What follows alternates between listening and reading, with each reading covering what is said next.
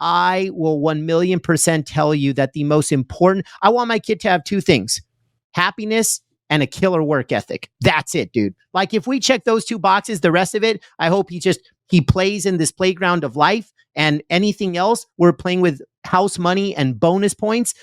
Happiness and a killer work ethic.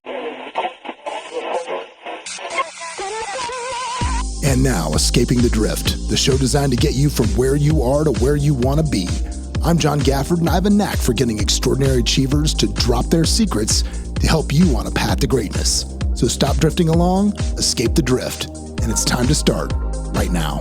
Back again for another episode of Escaping the Drift, the podcast that, like the opening says, man, gets you from where you are to where you want to be. And today on the program, I got a baller, man. I do.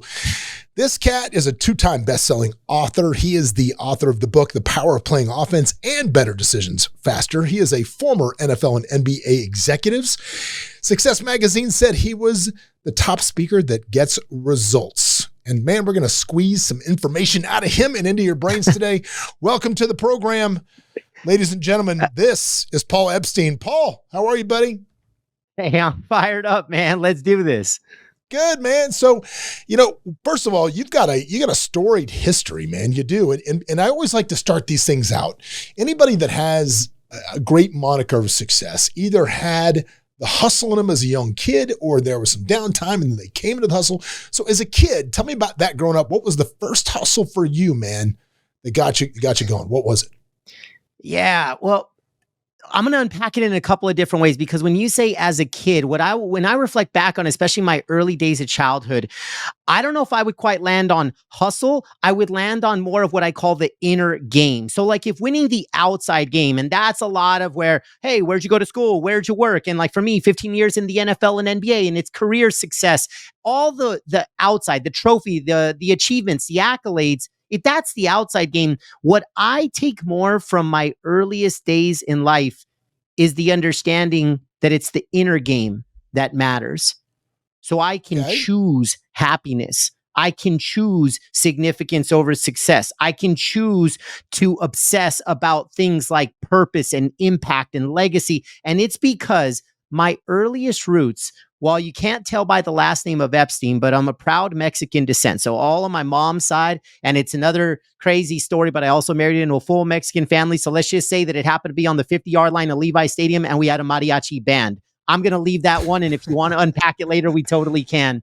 But when I was down in Baja California, so here I am in LA, it's a short 4-hour drive down the coast, beautiful place called Ensenada. And I remember the earliest holidays of my life, seeing the smiles on my family's faces and the tacos and the tequila, of course. But what I do remember is we barely had 2 nickels to scrape together, man.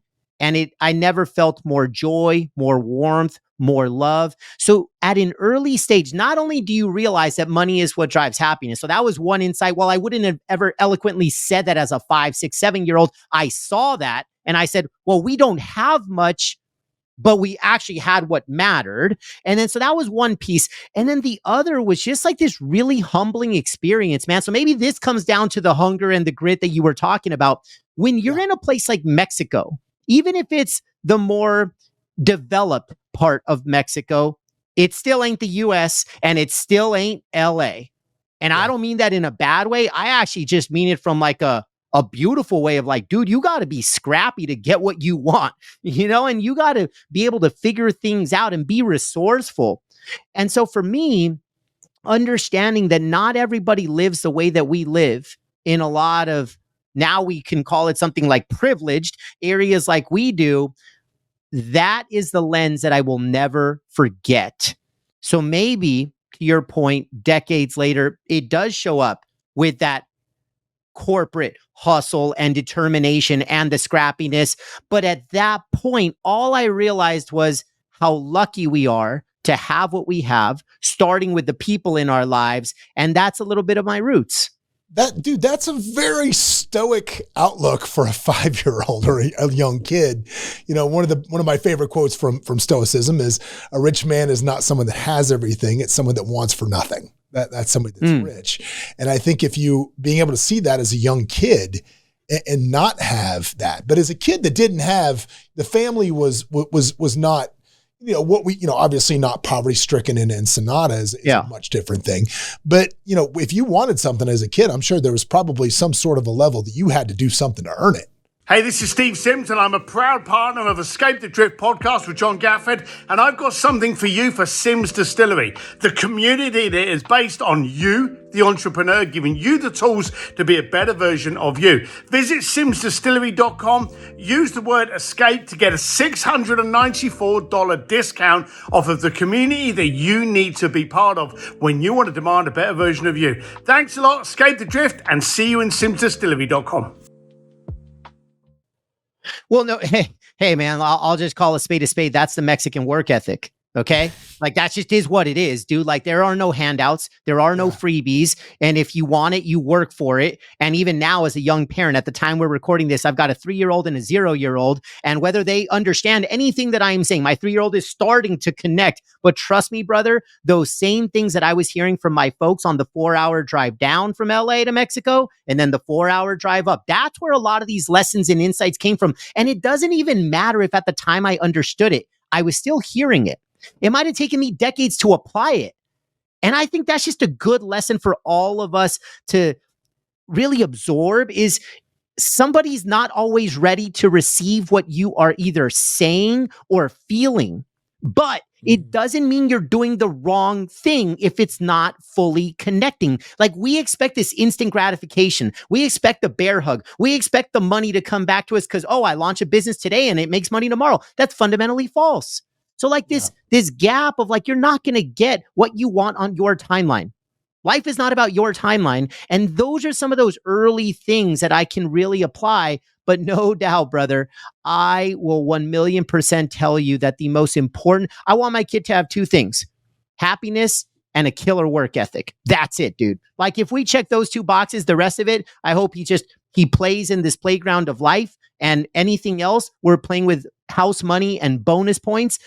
Happiness and a killer work ethic. Sign me up. It's so funny. I always get to that at some point in this podcast because, one of my biggest fears in life is raising worthless kids. It's like, because they say that hard times build great men and easy times build soft men.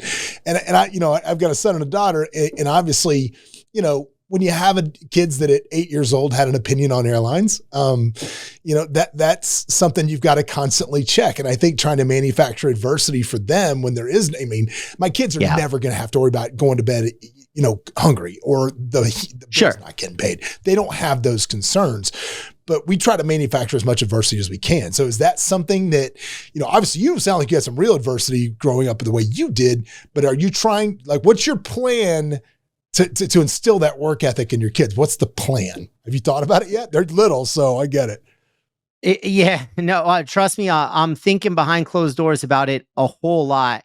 And it's in the moments, right? It's just the fact of saying, for one, there is no single line of communication and you ask for something and I just give it to you. For me, we're going to have a dialogue about it. We're going to have a conversation about it. Like, I'm going to understand, why do you really want it? And is it just for safety, stability, security, comfort? Or is there like something where you're like, no, I really want it? Like me as a sales guy or me as an entrepreneur now in my current phase, like I always learned this line very early in my MBA days in sales training. Closed mouths don't get fed. Closed mouths don't get fed. So it's not even the why behind it. I want to know how much you believe in what you're saying. And that's where it's like, if I push a little, if I challenge a little bit, then I just want to know that this is something that you really want. And now look, I also, right now I sound like a hard ass a little bit. I want to kind of like take a step back and zoom out, because day to day, I'm more of that warm, fuzzy teddy bear, and I'm going to love on you. And there's going to be a lot of that stuff. But where I'm coming at this from is a place where I want you to play offense in life. I want you to be excited about today. I want you to scratch the itch of curiosity. And once we explore curiosity, then there's probably some passions hidden deep down inside of there. And then I want you to attack those things and invest time. Right now, if you're telling me you love football, baseball, basketball, cool. Then let's experiment. let's go to a game live. Let's watch each on TV. I'm going to see how you respond to that. And I'm going to say, hey, do you want to do it again? Okay, why? Because he always asks me why about 50 times a day. So I figured I could ask him why in return. But ultimately, man, I mean, that's kind of my thing is I just want to make sure that like I think work ethic comes out of it. But I also believe that when we have agency, when we have choice, when we can make decisions, I could totally see myself as my kids get older falling into a little bit of that Lord of the Flies thing. People think it's crazy, like, oh, let the kids decide. Right now, I don't care if it's like, what do you want for lunch? I'm saying A, B, or C. And like, I actually am listening for like, how do you process this decision? I think one of the best things I did for my kids when they were little like that, they were really small. At 5 years old, I stole this from Tony Robbins.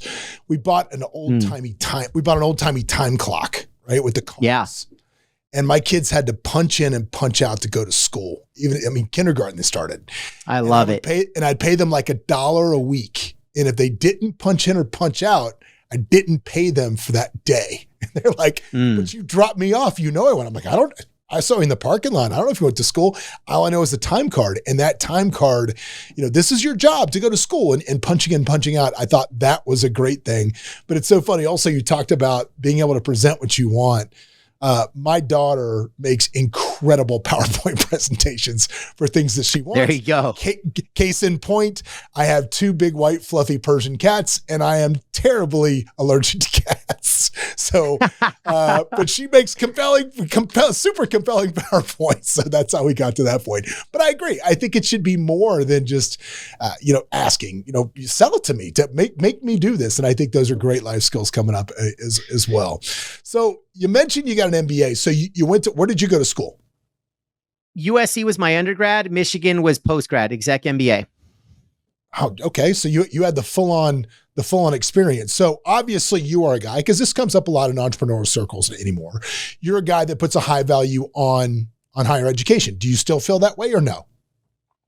Great question. And I was taught, and look, my late father, which I'm more than happy to unpack that because he's my hero and I lost my hero at 19 years old. So we can totally go down that if you want to go down that. But literally, I lost him at 19. And by trade, he was a continuation school teacher. So a true man of impact, a true man of making a difference, a true man of leaving people in places better than he found them. Because after decades of teaching in traditional school, where he felt like he's leaving impact on the table, he goes to a place like a continuation where, if you're listening to this and you're not familiar, that's a kid's last chance. They've been kicked out of traditional school. They landed a continuation. The next stop, if they don't act right, are the streets. So and because he said, look, in this case, you're not just influencing lives, you're for sure changing lives, and maybe you're even saving lives in that environment. It's just a higher impact type of place.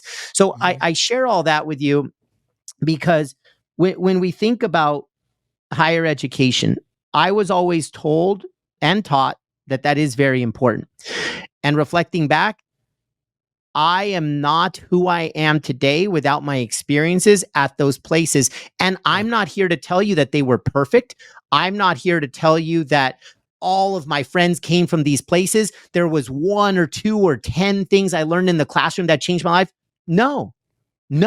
I am just saying, for me, it allowed me to mold myself into who I am today. And that came from not just the positives, but some of the pain, some of the tension, some of the angst, some of the things I felt like, man, I'm just not getting this. And reflecting back, damn, I wish I would have done that. I wish I would have focused more on people and networking instead of cramming for all the tests that don't even matter 15 years later. So those are some of the insights that you don't realize till the rear view mirror. Here's my philosophy, not just for my own kids, but just how I think about life. I do not, unless they are core traits like values or character based, there's nothing that I'm going to push on the younger generation. I'm not going to say I'm right, you're wrong. This is how it should be done. This is how, because look at me. Absolutely not. If the world is a different place, which of course it will be in 15 or so years, when my kids get to the point of high school and almost college, and if for whatever reason, 4-year education, a 4-year university is not in their path, I don't care. I just don't care. It's going to be a different, go ahead. Let me ask you this, because my opinion on it is, I think it's a great place to become an adult. I think Yes. I think, in the hustle entrepreneur culture that we live in now, it's like, oh, you got to start hustling right now. And if you're not a millionaire with a Lambo by 21, you failed. There's so much of that culture through social media. And I think college is a great place to become an adult. But more importantly, something that you said, which is spot on, which is this is where you build your network for life. So for me, and you say, you went to Michigan and USC, and those are two unbelievable places to build networks from, especially you residing still in Southern California. The guys that I know that went to USC are so tied in to so many others that went to SC. It's crazy. 100%. My son, you want to go to Florida State where the rest of us went to school, and get drunk for 3 years. Yeah, I don't know if that's the best use of your time, but unless you want to live in North Florida. But I think utilizing it to grow your network and doing that, it makes it incredibly advantageous. Now, I also think it depends on what you major in. I think, you of course, getting an MBA, I don't know necessarily that I would say an MBA is going to be that important. And the people that I know now, a lot of them that have MBAs say, I don't know, undergrad in finance, undergrad in accounting, and then a law degree to me is ideal, because then you don't have to be an attorney, but you can do anything. And, I'm the son of an attorney. So I grew up in a law office, and I just think every single guy that I know that has that combination, guy or woman, that has a finance or accounting undergrad with a legal degree on top of that, you can literally do anything. I mean, anything at that point with that combination. Yeah. And here's the reality.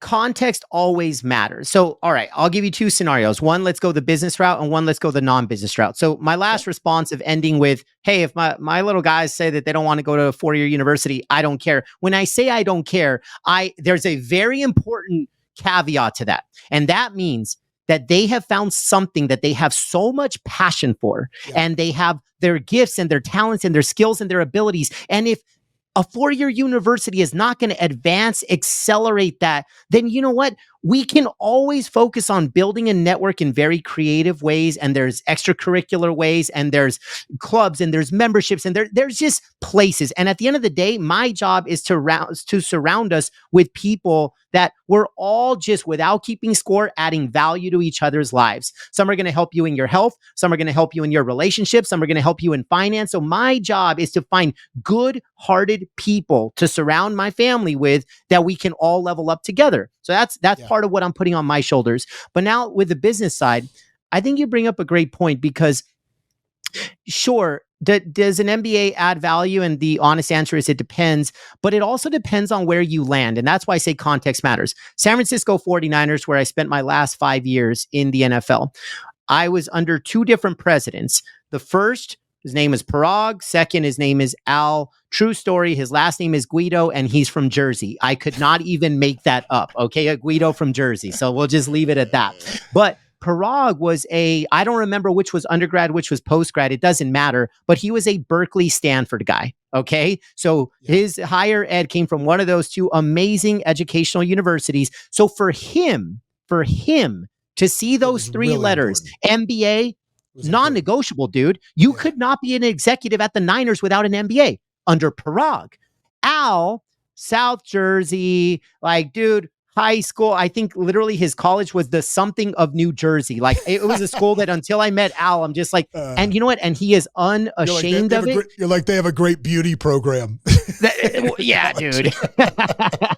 So at the end of the day, for Al, he don't give a damn. He don't give a damn about those three letters. And there's nothing wrong with that either. So had you shown up at the Niners in the Parag era, well, you would have hit a ceiling without these things. But then you show up in the Al era, and it's like, hey, man, as long as you got a 4-year degree and you're a good person and your skills can add, bam, you're a 49er. And so I think some of that is interesting too. I think we under-index on studying the people side of where we want to eventually spend these 100,000 hours of work. Like in college, they say, what do you want to major in? All right. And then, oh, you want to be a consultant? Work for one of the big four. And I'm not saying that doesn't matter to study the industry and to study the companies. It does. But what matters more is, who's my boss going to be? What's the leadership? What's the culture? What's the day-to-day environment? Because this is going to be where I'm at for the majority of my adult life. And no, I don't need to stay at this one company, but I don't think that we impress upon people who's teaching culture in college. Who's teaching leadership, not how to be a boss. These are 19-year-old kids. They don't need to be a boss. I mean, what kind of boss would expand your potential? Like, how about that lesson in a university? So I just think all these things like soft skills and people and culture and team, yeah, we learn them in sports, but we don't learn them in business school. And I've given that feedback to a lot of top programs. So I'll kick it back to you, but that's my soapbox. No, I was going to say, I tell my kids all the time that of everything you can do and of everything that happens, the ability to connect one-on-one with another human being across the table, that skill set is going to be in such short order from their generation. If you do nothing but have that skill set in an extremely high level, the EQ is almost more important than the IQ going forward. 1,000,000%. These kids are just head down texting each other and they don't know how to talk to each other. And here's the funny thing. Like, we're in a moment, we're in a moment of correcting my son, his behavior, because my son spends way too much time, as all kids do. You know, as parents, we try to limit this, but there's only so much you can do, staring at YouTube, right? And we finally kind of put together this issue, which is YouTube talks at you. Every video you watch, they're talking at you. It's not a communication tool. You're listening. But what happens is these kids are almost getting programmed to talk at you if you're a real human. So a conversation with my son has gone from, like, you know, we teach, like, you have to be interested to be interesting. That's right. Basic how to win friends and influence people. And, you know, you got to ask questions, but the questions have now become a quiz show. So it's almost like there's no questions that get asked unless he knows the answer. It's like, oh, did you know what Jordan Travis signed for with the Jets today? No, buddy, I have no idea. It's signed for this. And that's his idea of a conversation, is just hammering you with sports facts. And I'm like, bro, it's like being on a show. I'm like, how's your day? Mom, why are you holding a washcloth over your face? I mean, so just the blatant obvious things, you got to pick up on those cues and take it that way. So I think that what you just said, having those communication skills is going to be clutch. Yeah. And I'll just land the plane on what we're talking about in this simple way. I call it a daily scorecard. So I think that a lot of times, especially me as a young sales guy way back in my career, I measured my entire outcome of a day based on revenue or profitability or growth or any KPI in business that, like, the company or you are measuring. And I think that's part of it. But here's something that I have developed, and I like sharing it out because A, it's universally applicable. It's for any age, any stage, any culture. And here's what it is. I believe that if we could reflect back at the end of every day and examine three things, I call it the principle of EIR. E is for experience. I is for information. R are relationships. So at the end of a day, what experience did I gain today? At the end of a day, what information did I learn today? At the end of a day, what relationships did I build or enhance today? And if we have positive answers to all three on a compounding basis, you literally cannot lose. Because the beauty of experience is you could have had a crappy day at work. It's still valuable experience. Oh, maybe this is not where I want to be. That's not how I want to be treated. Maybe I hate being an accountant. Cool. Bad first date, but at least now you know who you don't want to go out with, right? Like, it's still good experience, even though it sucks in the moment. So experience, bam. Information, yeah, a little bit of that one-way communication you talked about, but ultimately, we're all learning machines. We're all growth machines. We're all curiosity machines. So that's information. And then the relationships, look, relationships are currency, right? People that are rich in relationships are rich in life. And I don't mean that monetarily. I mean that in just the spirit of abundance, man. They're just good people. They're good vibes. They warm up the rooms that they walk into. And so EIR, experience, information, relationships, when I pass along, especially when I do most of my talks and keynotes are to corporate audiences, but the younger the demographic that I'm speaking to when I do university work or whatever it is, that is one of my biggest insights is start measuring your success based on EIR, not on these external metrics. Well, I think when people, reflect in their day There's not enough. It's so singular to the negative. I think, man, today was terrible. But, again, being able to reflect in those negative moments and see how the lessons you can learn that can affect yourself positively going forward. And most people don't. They just continue to let that ball roll in a negative way downhill. They just keep rolling with it and be like, oh, it's just how it is and I got to do it. How did you, so you graduated with your MBA and you were in sales originally, right? Let's talk about that for a minute. Because obviously that was something you excelled in. You excelled at that in every job doing these things. So if you had to walk me through the key parts of your sales process, what would they be? What makes you a great salesman? Well, I think a lot of it also starts with the environment that you're in. So I'll give everybody the context because this matters. So in sports, you're either working for a winner or a loser. Are they winning games on the field or the court or the ice? Or on the contrary, are they losing the majority? And I will say this, after 15 years in the sports industry, I worked for 14 out of 15 teams that did not make the playoffs in that year. So in the majority of these seasons, they are losing more games than they win. I had to walk through a lot of fires. I always worked for the underdog. I always was in positions to sell the unsellable. My first team was the LA Clippers. That was circa 2005. Across the hall, Kobe and Shaq were winning championships. We were there in an era where you don't even need to follow the NBA for this to make sense. When you play 82 games, if you just roll the ball out on the court and say, good luck 82 times, you will stumble on 30 wins. Well, the Clippers won 17 out of 82 games the first year that I was there. So what that leads to, plus having toxic ownership and a negative work culture and all the stuff that we now know decades later. But back then, I'm an entry-level sales guy. Decades ago, ESPN called us the worst brand in sports. And then the front cover of Sports Illustrated, my second week on the job, it had 3 Clipper fans with paper bags over their heads. And one of them said, just shoot me. And I had to sell that. The front cover of Sports Illustrated said worst franchise in sports history with a guy that said, just shoot me for being a Clipper fan. And I started with 12 people. I was one of 12. It almost felt like a fraternity pledge class, if you will. I was the only one to make the 3rd month on the job.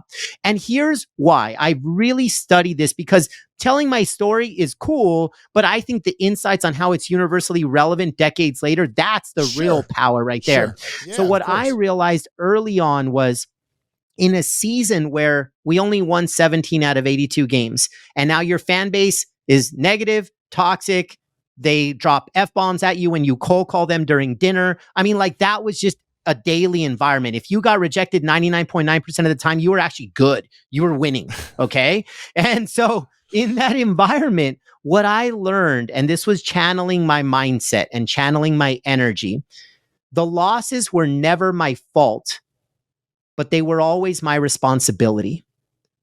What I mean by that is, if I'm talking to you and you're listening to this, anything bad that happens to you, it may not be your fault, but it becomes your responsibility. The way you respond, the way you react, your mood, your energy, your attitude. So that process of building resilience and having that mentality that the last play or the last day or the last call is already done. So I was able to kind of just put this armor on and say, like, look, I get it, but I got 2 choices. I could either be a kid in a candy store and work in a dream industry like sports and deal with the negative, toxic energy and deal with the losses and deal with the F-bombs. I could do that, or I could bounce. And I will tell you this, out of the 11 people that left that original pledge class where I started as an entry-level sales guy in 2005, none of them ever got a second bite at the apple to get into sports. So I wonder if I'm just going to put it out there. Do you die with regret? Do you die with regret for, like, man, I could have just channeled this more positive, more hopeful, more optimistic, more high belief energy, or damn, I became a product of my environment. And sometimes you don't get a second shot. Well, and that was, go ahead. Well, I'm gonna slow you down a little bit because I want to do this because you said something that's really, really tough, which is, for me, when I talk about sales, it's like, I always say, you've really got to believe in what you're doing. If you don't believe in the product and you don't believe in what you've got, it's really difficult to do a good job because you're going to be at odds with yourself. Yeah. Always as you say things. So you've got a product that you know is absolute dog shit, which is the Clippers. For sure. So do you start looking at it as, well, this is an incredible value against the Lakers? I mean, how do you build value in your mind for that product? Yeah, here's how. All right, I'll take you inside the trenches of what a sales call sounded like, and then I want to talk to you about a constitution, because this, to me, this constitution that we created and yours truly created, it applies to everybody that's not even in sales. But here's how I sold a lot, and it led to a few different promotions at the Clippers, from entry-level sales to senior sales, and then eventually to manage the entry-level sales group. And that's where the constitution comes from. But what I took from that was, you have to find common ground. What I could almost guarantee you is, I'm calling somebody that's not a Clipper fan. But what I could also almost guarantee you is, I'm calling somebody that is at least a lukewarm basketball fan. Because here they are, I get their name from a list that they came out to one game, likely to see the other team, likely it was the Lakers. I gotcha. And my job was to upsell them into a package or season tickets or whatever, corporate suite, whatever the fit was. Yeah, and so what I did, I found the common ground. I went through the questions that would get down to an emotional level. I focused on the experience over the outcome of the game or the fandom of a particular team. And so when I would realize, so you come with your 8-year-old son and your 5-year-old son, who are their favorite players? Bang.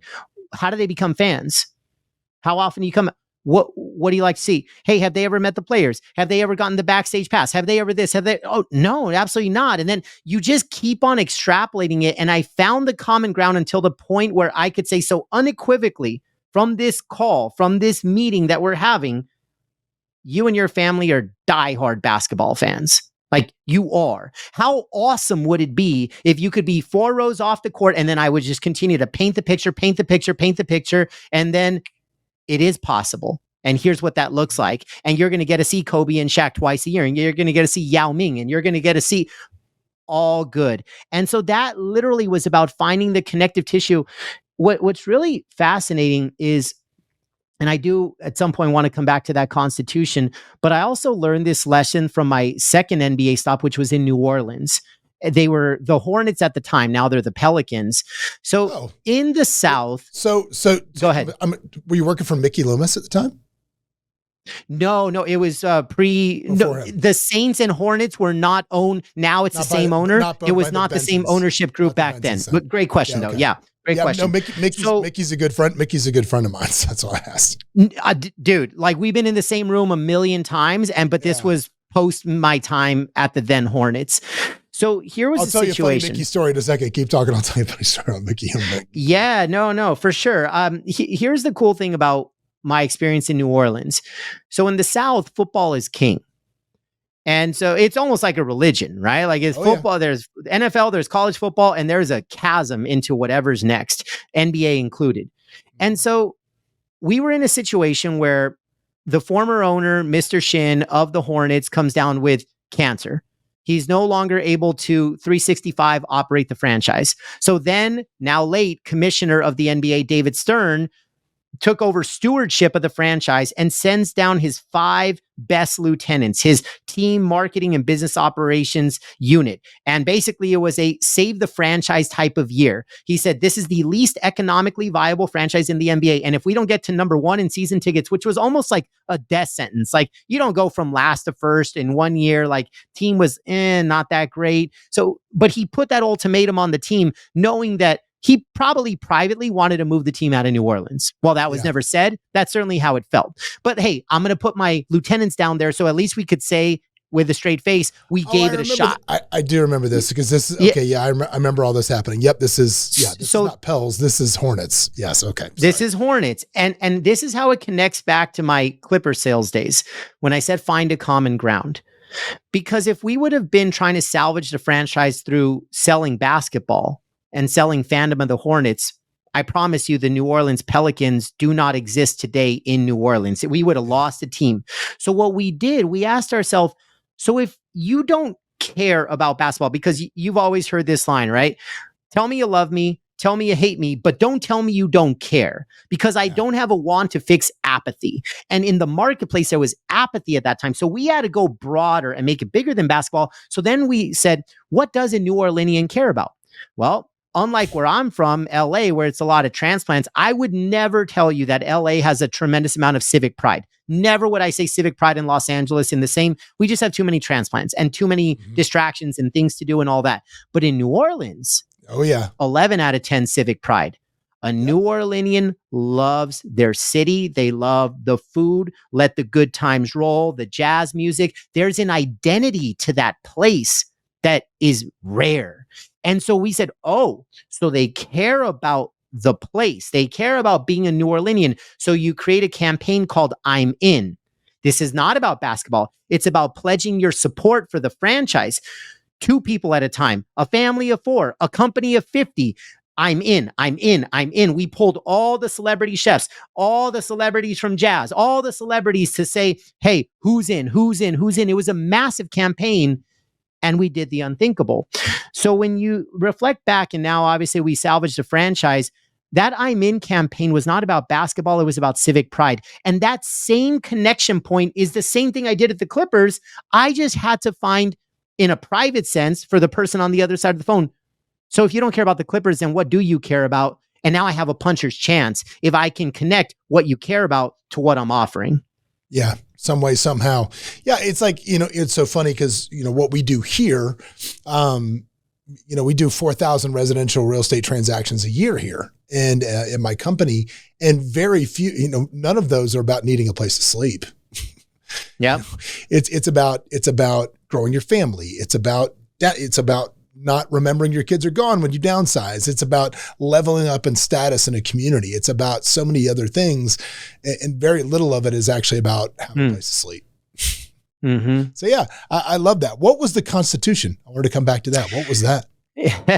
Yeah. So based on the time that we were at the Clippers, you had to beg people to work there. And so one of my favorite memories, because it was the biggest challenge of working there. It was not dealing with the negativity of the market. Like you kind of developed some thick skin over the years for that, but it was finding me as a recruiting sales manager. So now I'm in positional leadership. And I remember that we couldn't fill the roster of sales folks quick enough if we did one-to-one interviews. So we had to cast a wider net and do group interviews and do like 5 sessions in a day, 5 days in a row. And maybe we find a handful of people in that whole time. And so begging is not that far off from what we had to do. But I do remember this. The entry-level sales program at the Clippers was 6 to 9 months. So basically, come be a phone banger. You're going to make a boatload of cold calls. And only the strong survive. If you can be effective at this job, what I said is, if you give me these 3 things, which are the Constitution, I will take care of you the rest of your career, whether this opportunity works out or not. And they said, okay, so what are the 3 things? And I said, all right, it's a Constitution. And you're going to sign on the dotted line. And you're going to commit to work ethic, positivity, and coachability. You give me those 3 things. You sign this Constitution. I will take care of you for the rest of your career, whether this opportunity works out or not. And people looked at me funny, like, wait, hold on. What about the goals? What about the metrics? This is sales. What about the performance? And I said, don't worry about that. I'm only going to offer you the job if I think that you can exceed expectations. Because we all know this. I can train you up in the skill, but I can't train the will. And my definition of will was the work ethic, positivity, and coachability. Because I don't have a wand to make you work harder. I don't have a wand to keep you positive in what I know is going to be a negative and toxic environment. And I don't have a wand to make you obsess about getting 1% better every single day. In other words, I cannot coach care. I'll repeat that. I cannot coach care. So I found people that through daily example and role modeling of work ethic, positivity, and coachability, they signed a Constitution. They committed to those things. The majority of them ended up thriving in the job. Some didn't, but they still did those 3 things. And I'm still to this day serving as their mentor, a coach, an advisor, a friend in many cases, because they upheld their end of the bargain, and that was the Constitution. And this isn't just a feel-good story of people. We went from 28th in league revenue before the Constitution to second in league revenue out of 30 teams.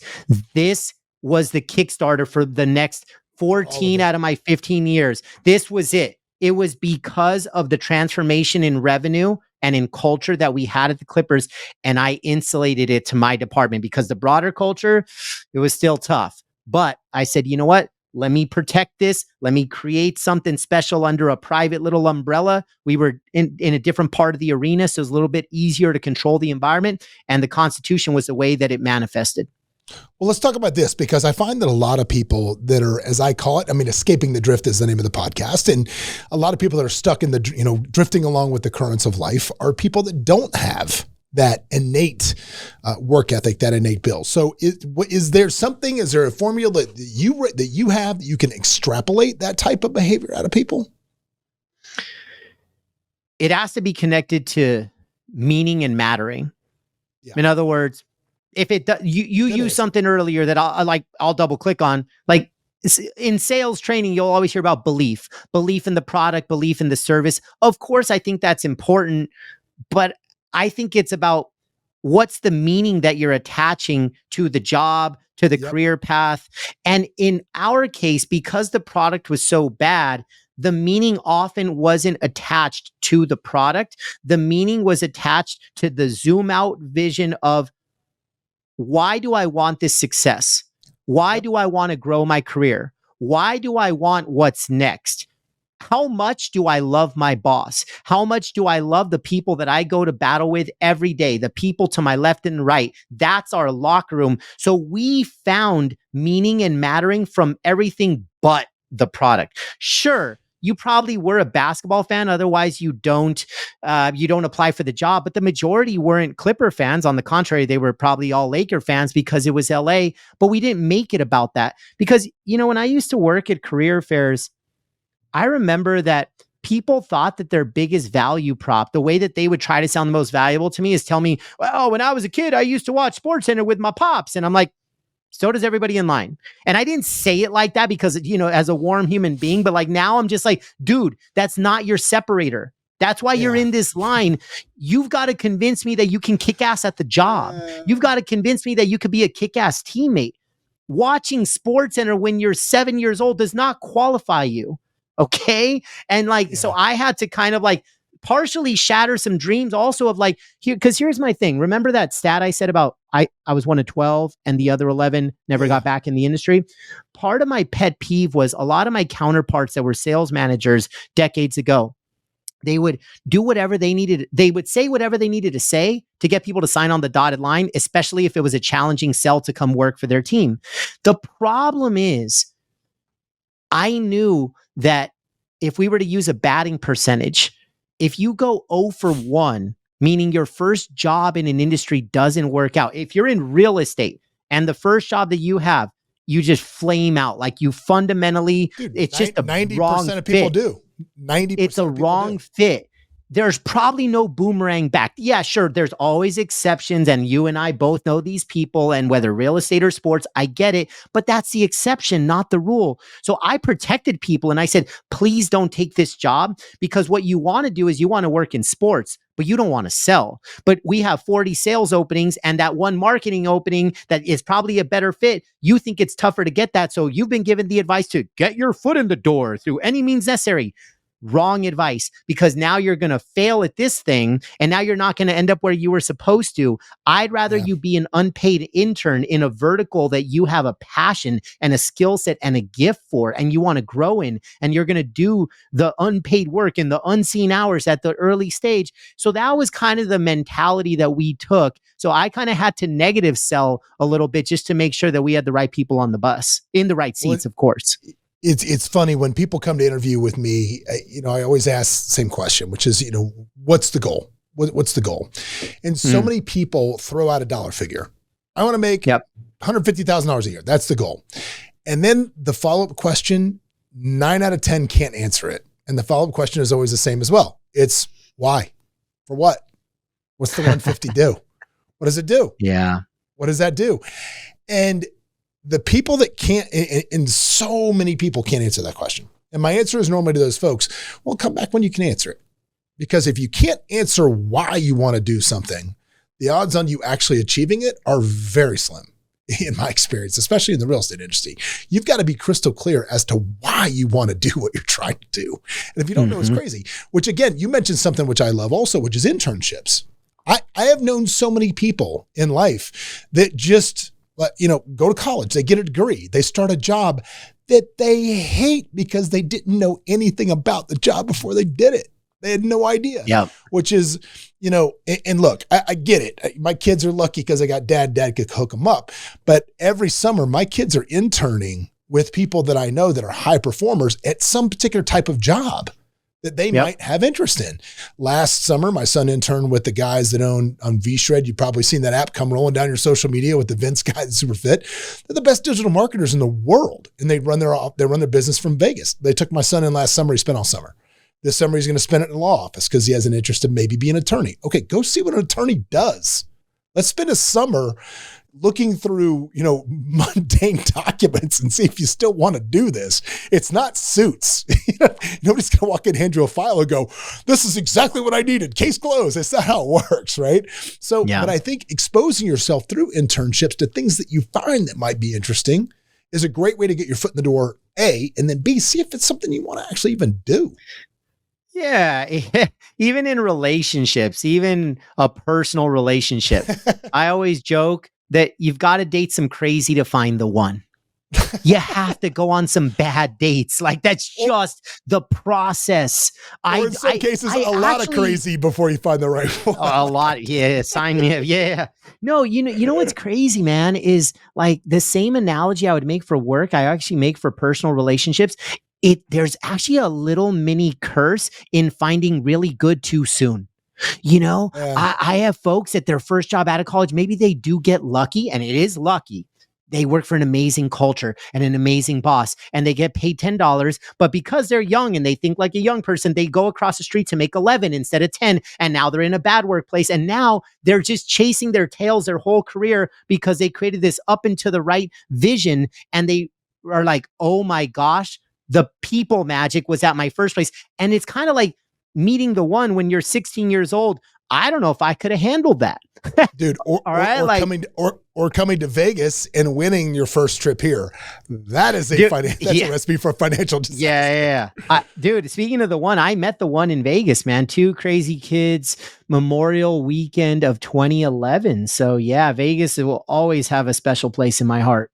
I met my wife on a trip out here with, I was out here with some buddies from New Orleans that were on tour, and I was out here and I met her out here that weekend and started coming out here every weekend and moved out here about 2 months later. So yeah. Love it. That's how I came to be here. Met a girl. That was it. So let's talk about, because you built this whole community now around the concept. It's on your shirt. It's behind you.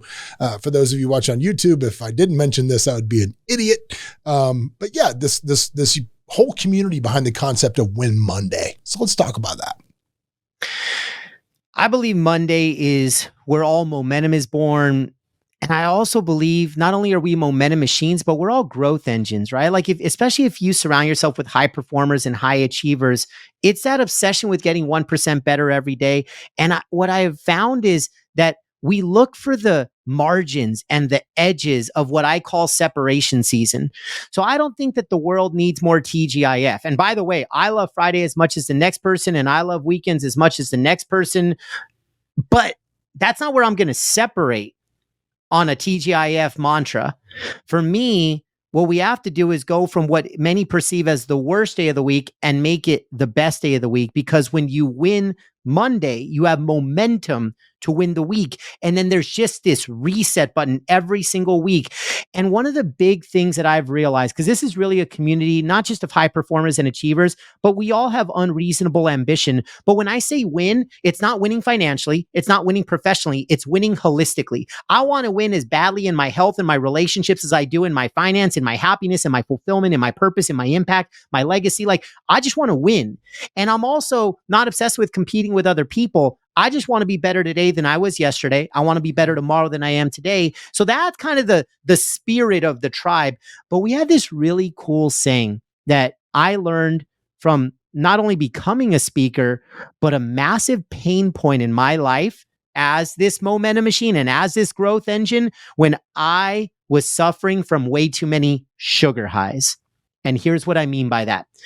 If you're listening in, I'm talking to you because we've all been in this situation.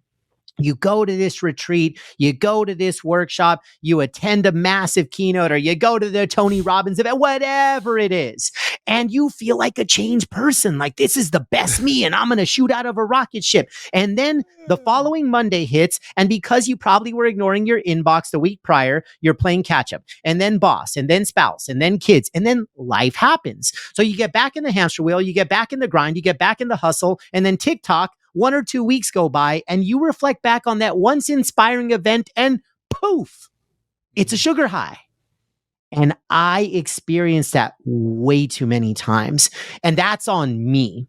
So what I said was, when I now am going from the audience to the stage, this is my post NFL NBA chapter. And now that I'm writing the books and doing the keynotes all over the globe and all that good stuff, I started this community to ensure that no sugar highs would ever be allowed again.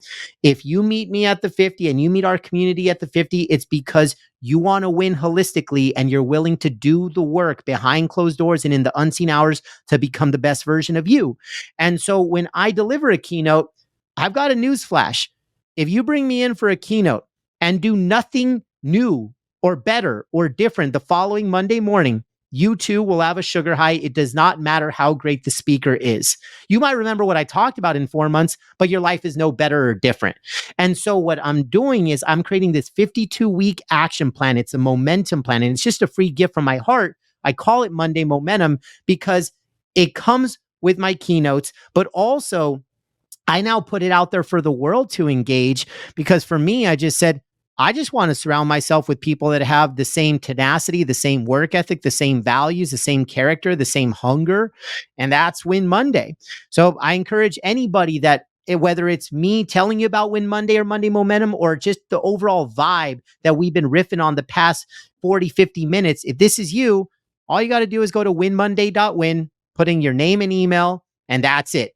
It's a free gift from my heart because I just want to surround myself with people that are exactly like the two folks that have been having this conversation. So just do winmonday.win and that's it. Yeah, I agree. I'm a member of several high-level mastermind groups, and I started when I first started going, man, I would come back from those weekends and be like, we're changing everything. Everything's got to change. We got to implement this. We got to do it. To the point where like my staff was like, I'd say I'm going to a meeting somewhere else, and my staff would just be like, oh God, just waiting for me to come back and be shot out of a cannon that way. Because I admit it, one of my toxic traits is there's nothing pretty much on this planet that I can hear about that somebody else can do that I don't immediately think I could do too. It's like, well, if they're, it's a great problem to have. It's a kryptonite, but it's also a blessing. And you know, it's both. It's both. But no. But here's why it's a kryptonite, because there's been so many times over the last 4 years when my core competency and my focus has gotten diluted from where it should be, because I'm like, no, I can just spin this up, and I'm going to spin this up, and this guy's doing it, and how hard it could be to do this. And, 5 seconds of research. And now I've got an outsourcer that's building this platform, and I'm doing this thing, and it's up, and I would start the marketing. And I'm like, wait a second, why am I doing this? I did this with, it's funny with real estate, because we're in the brokerage business, is what we do. And there's a portion of the business called wholesaling. And essentially you don't need a license to do it. You don't need a license to do it. Essentially it's equity stripping is what it is. And you go into a house, you just say, hey, I'll buy your house cash. You write a contract and or a signee, and then you walk out the door, and then you flip the paper to somebody else and make a spread on it for $10,000 or $20,000. You're stripping equity from the seller. Well, I got a lot of friends that do this at an extremely high level, but it does not go at all with what I do or even what I believe in the business. And I spun this business up. In the first appointment that I went to, I sat down and I'm like, you shouldn't do this. You should just list it on the open market. This is dumb for you. Like, why am I doing this? And I was like, stop.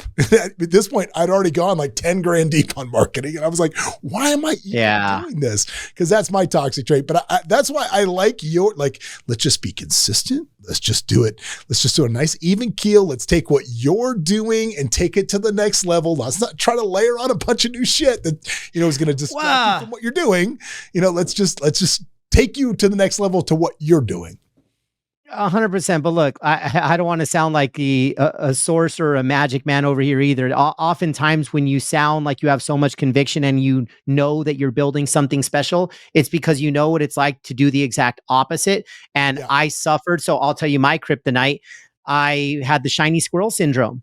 Squirrel, especially when you're in a space of passion. And I'm like, chase that, chase that, chase that, chase that. And it wasn't just the money. It wasn't about that. But I suffer from saying yes to too many things because I just want to serve. I want to contribute. I want to drive impact. But then the problem is it became my kryptonite because now that I've overcommitted myself, I run out of time and I've got a poor yield on my impact because I'm probably spending time in 10 things out of 15 things. And those 10 I should have never been involved with. But I said yes. For whatever reason, I said yes to. I didn't want to let somebody down. I wanted to help. I wanted to support. I wanted to encourage. And diluted focus leads to diluted results. We all know that. And so that's our kryptonites are not that different. But now I made myself a promise ever since I read Essentialism by Greg McKeown a couple years ago. That book changed my life. It got me to stop chasing shiny squirrels. And I now have a rule. Of course, if it's not essential, don't do it. That sounds simple. But at the end of the day, I promised myself that I could only have one. And if I'm obsessed, I can have a max of 2 big rocks in any given year. And I now have had the same 2 rocks for multiple years. And I don't plan on changing these 2 rocks anytime soon. I am a keynote speaker and I am building the Win Monday community. If it falls out of bounds with those 2 big rocks, I just say no. I just say no. Yeah. I started doing the same thing. I have not been on a stage the last time I was on stage was probably Clever Summit, probably almost 2 years ago, because I started saying no to everything. Cause I'm like, okay, look, I want to get this book done. I want to finish my book. I want to get it out. It is now with the beta readers. However, there's 20 random people I don't know reading my book apparently right now that are going to give notes to our editor, which is going to let me know where it's at. And yeah, I wanted to get that done. And then when that's done, it's going to be full-fledged back everything else. I've really just been doing my own podcast. I haven't been on anyone else's podcast. I've been doing great stuff. So great. But by saying no, like I'll give you another example. I'll give you another great example. So a buddy of mine, just by focusing, right? A friend of mine asked me because, I've been running, we run a very large brokerage here. We're vertically integrated completely with title, mortgage, and everything else. So for the last 3 years, I've really just been building those companies. I haven't done any personal real estate in forever. I've got a team of 14 agents that work directly for me that handle all my business that I've gotten over the last 17 years. They just handle everything for me. But personally, not doing a lot of business. So my buddy was like, well, now that houses are selling for $25 million in Vegas, which is still astounding to me, he said, how long would it take you to spin up a luxury brand again? And I said, dude, I could spin up in 90 days. Easy. I could just rebrand everything, put it back up, blah, blah, blah, blah, blah, all good. So he's like, all right, I'll bet you 10 grand. I'm like, all right, fine, let's do it. So I started doing it and spinning it up. And it's not hard. And it's something that'll be an asset that I can sell at some point when I don't want to do it anymore.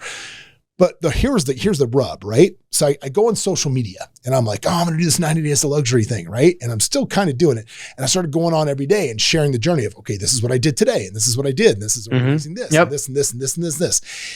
And I found that the posting became so distracting that I was like, I've got to stop worrying about posting this shit and just get my head down and get it done.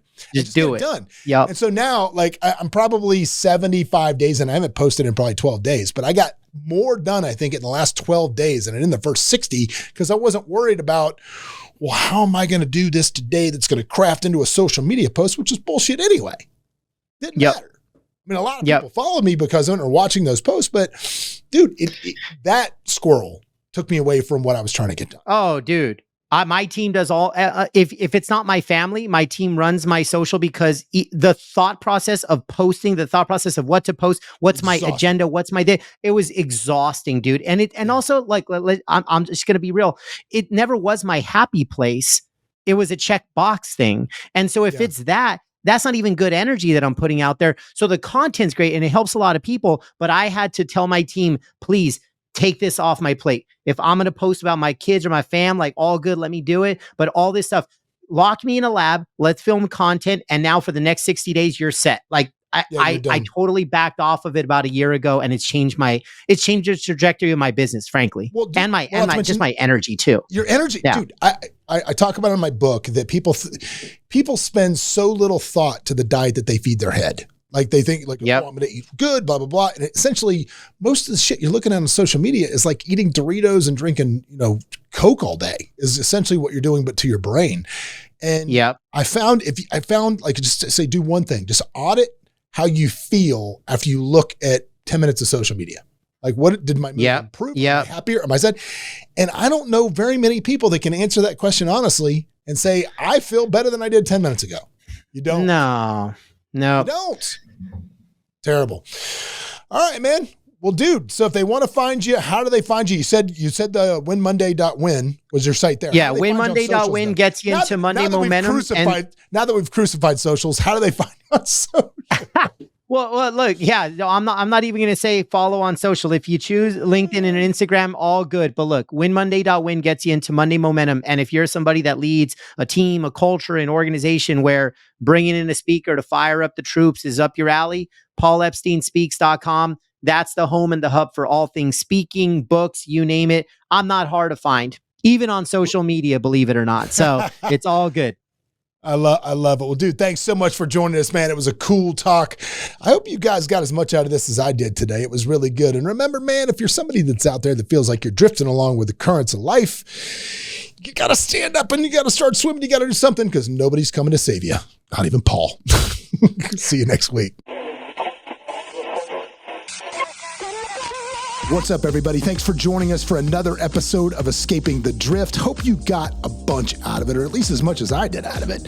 Anyway, if you want to learn more about the show, you can always go over to escapingthedrift.com. You can join our mailing list. But do me a favor, if you wouldn't mind, throw up that 5-star review, give us a share, do something, man. We're here for you.